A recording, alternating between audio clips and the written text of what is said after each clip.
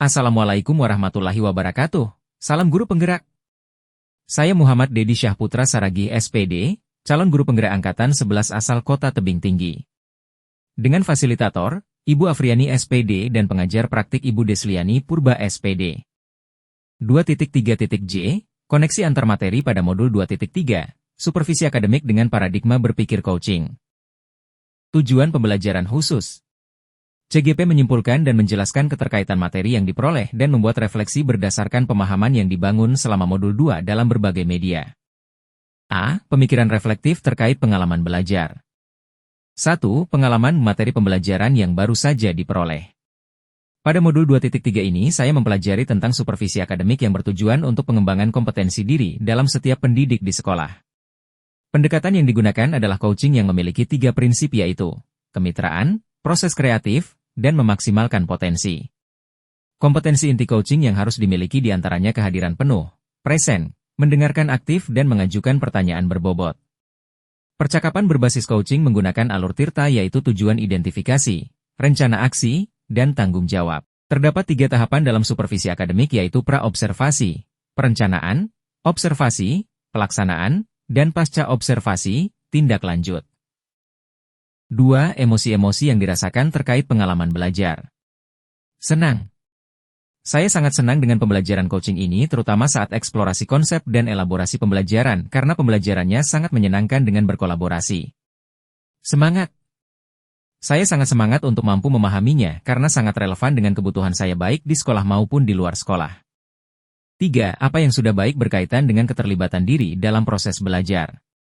Saya dapat berkolaborasi dengan rekan sesama CGP Angkatan 11 untuk mempraktikkan proses coaching dengan alur Tirta sesuai dengan prinsip coaching dalam ruang kolaborasi, dan dalam demonstrasi kontekstual saya mampu berperan sebagai supervisor. 4. Apa yang perlu diperbaiki terkait dengan keterlibatan diri dalam proses belajar? Yang perlu saya perbaiki adalah kemampuan saya dalam mengajukan pertanyaan-pertanyaan yang berbobot untuk dapat menggali informasi sebanyak-banyaknya tentang permasalahan yang dihadapi oleh coachee sehingga memancing coachee untuk dapat menemukan solusi yang tepat dari permasalahan yang dihadapinya. 5. Keterkaitan terhadap kompetensi dan pematangan diri pribadi.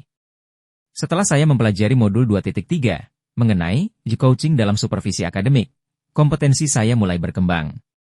Saya mulai dapat mempraktikkan proses coaching menggunakan alur Tirta berperan sebagai coach maupun sebagai coachee. Saat saya mempraktikkan proses coaching, saya harus mampu mengendalikan diri dari asumsi pribadi dan rasa emosi, sehingga muncul kematangan berpikir dan bertindak agar sesuai dengan prinsip coaching yaitu kemitraan, proses kreatif, dan memaksimalkan potensi. B. Analisis untuk implementasi dalam konteks CGP. 1. Memunculkan pertanyaan kritis yang berhubungan dengan konsep materi dan menggalinya lebih jauh. Prinsip coaching dapat diterapkan jika kepala sekolah telah memahami prinsip coaching dalam supervisi akademik dan mempunyai keinginan untuk mengaplikasikannya. Kegiatan seperti ini hendaknya tidak hanya bertujuan sebagai penilaian guru saja namun hendaknya juga dijadikan sebagai cara untuk meningkatkan kompetensi akademik guru sehingga tidak hanya melakukan observasi kelas saja tapi harus ada kegiatan pra-observasi dan pasca observasi. Dalam percakapan observasi, kepala sekolah hendaknya mendiskusikan perencanaan yang akan dilakukan oleh guru. Sedangkan saat observasi memberikan pertanyaan yang berbobot sesuai dengan materi dari coaching tersebut. Setelah guru menjawab lemparkan kembali pertanyaan agar coachee berpikir lebih dalam lagi untuk menyelesaikan permasalahan yang dihadapinya. 2. Mengolah materi yang dipelajari dengan pemikiran pribadi sehingga tergali wawasan, insight, baru. Coaching dalam supervisi akademik dapat berpengaruh dalam terwujudnya pemimpin pembelajaran yang berpihak pada murid. Pembelajaran yang berpihak pada murid adalah hal yang sangat penting untuk diterapkan dalam lingkungan sekolah. Agar dapat terwujudnya pembelajaran yang berpihak pada murid maka guru harus memiliki kompetensi menjadi pemimpin pembelajaran. Menjadi pemimpin pembelajaran harus memahami perkembangan murid secara menyeluruh. Tidak hanya aspek kognitif saja namun juga harus memahami karakter dan sosial emosional murid. Dengan demikian coaching dalam supervisi akademik untuk mengembangkan kompetensi guru agar dapat meningkatkan kinerja dan terwujudnya pembelajaran yang berpihak pada murid. 3. Menganalisis tantangan yang sesuai dengan konteks asal CGP, baik tingkat sekolah maupun daerah. Tantangan terberat adalah menyeragamkan pemahaman tentang coaching dalam supervisi akademik pada komunitas sekolah. Supervisi akademik hanya dijadikan sebagai penilaian rutin kepala sekolah kepada guru saja seharusnya dapat dijadikan sebagai pedoman untuk meningkatkan kompetensi guru. 4. Memunculkan alternatif solusi terhadap tantangan yang diidentifikasi. 1. Alternatif solusi yang dapat dilakukan adalah dengan melakukan sosialisasi kepada seluruh komunitas sekolah saat kegiatan rapat guru agar terjadi penyeragaman persepsi tentang makna supervisi akademik. 2. Solusi selanjutnya yaitu dengan memberikan contoh praktikum dalam seperti akademik melalui berbagai media informasi digital yang dapat diakses oleh seluruh komunitas sekolah. C. Membuat keterhubungan. 1. Pengalaman masa lalu. Pengalaman saya disupervisi oleh kepala sekolah dan pengawas sekolah. Dalam kegiatan tersebut supervisi dilakukan hanya sekedarnya saja tanpa memiliki pengalaman yang bermakna. Kegiatan tersebut dilakukan tanpa adanya praobservasi dan pasca observasi, sehingga hanya sebatas penilaian guru saja tanpa adanya solusi untuk perbaikan di masa depan.